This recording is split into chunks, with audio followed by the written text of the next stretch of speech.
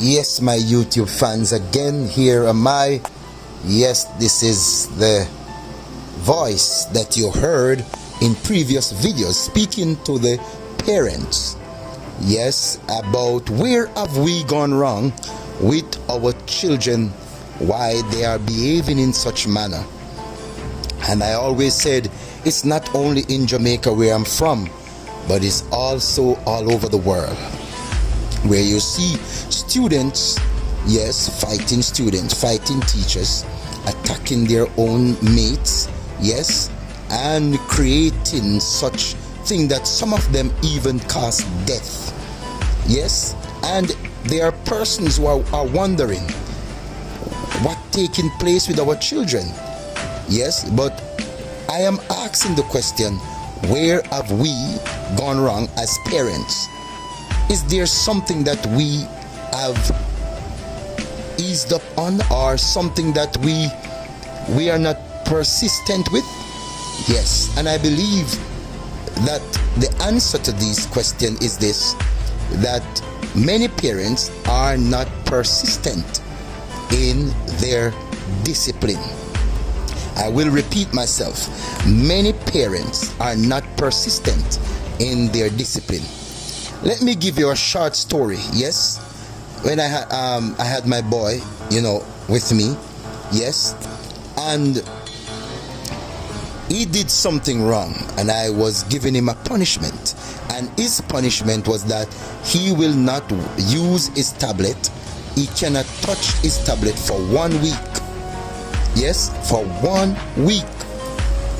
Did you know, when I read out his punishment to that boy, he was about maybe 6 or 7 years old, he started to do things for me. If I need a spoon, he would take it up. If I need water, he would say, "Dad, you want me to catch the water for you?" If I'm washing the clothes, he would help me to put the clothes on the line, give me the pin and everything. So, and he would say, "Dad, do you want me to do anything else for you?" And I didn't catch that until a few minutes or a few times after I realized what he was doing. So because I told him that for a week he cannot touch his iPad because I'm gonna discipline him for what he have done, he started to show me extra kindness. He started to give me all those type, and what he was trying to do is for me to change my mind about my decision that I have taken to give him a 1 week punishment from the tablet. When I realized it, I call him and I sit him down and I look in his face and I said, "Son, I know what you're doing, and I know you're being so kind because you want me to change my mind, isn't so?" He laughed and he said, "Dad, how did you know that I was doing that?" I said, "Jonathan, I know." Yes, and I said to him, no matter what you do, it doesn't matter what you help me with, your punishment for the iPad is 1 week. And he laughed. And the only thing he did after that is that he only checked the time. Like he would say, "Dad, next week it's 1 day left, Dad, for me to get back my iPad." I said, "Okay, good." And I said to him, "If you touch the iPad before the time is up, your time will be extended." So parents, your child may use their psychological brain on you, and you don't even sit and observe what they're doing. And guess what? You end up breaking because you're saying, "Oh, he's been so nice.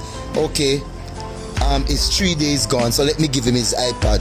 No, parents, that's where you gone wrong. If you are punishing your child or disciplining your child, you got to be persistent in the discipline that you're giving, because as long as you break it, the child is going to believe, yes, I got you, and I can do it again, and I can pretend to be nice, pretend to be helpful, and mom will just ease up and give me and give me back my iPad, or give me back my whatsoever I am using to punish that child with. Yes, so parents, don't let a child use their psychological brain on you to let you give up before it extended. You need to ensure that the time that you tell your child that this is the time that your punishment is up, you better make sure that you ensure that you finish that week. Don't give them before the week is up and tell them that they have been good, because they are pretending and catch you in that trap. Yes, fathers, work with the mother. Mother, work with the father. Father, don't go before the child and say, what she a punch for? Here is the iPad. No. Fathers, work with the mother. Mother, work with the father. If you don't do that, your child will be getting out of control, and before you know it, you have a child that you cannot control anymore. You cannot discipline anymore. So they will go out there and do what they want, because guess what? Mommy and daddy is weak and they are not working together. Yes, if you have a concern about the punishment that the child is getting, if it is too long or short, you don't speak it before the child. Take the mother into the room or into a private area and talk to her about it. Same thing, mother. Don't discuss it in front of the child. Talk it over into a private area with the father and said, okay, I believe the punishment is harsh for that which you have done. All right, but what you can do is said, okay, let it go through this time, but next time, for that punishment we won't go so harsh. Yes, so you have to find ways, mother and fathers, to communicate that the children don't hear you. And there are some parents who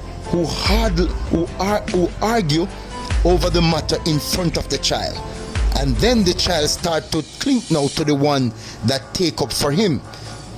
Parents, please, I'm asking you, be persistent in your discipline. Be persistent in your discipline. Do not let the child use their psychological brain on you and you ease up your discipline, because the child is going to laugh at you because he said, yes, I can use my brain against my parents. We are not growing up children to war or to fight, but we are growing up women and men for tomorrow, that they will have a good life in society, and that society will be a better place with our boys and girls. God bless you, parents. Thank you for listening, and God bless. Take care. All the best.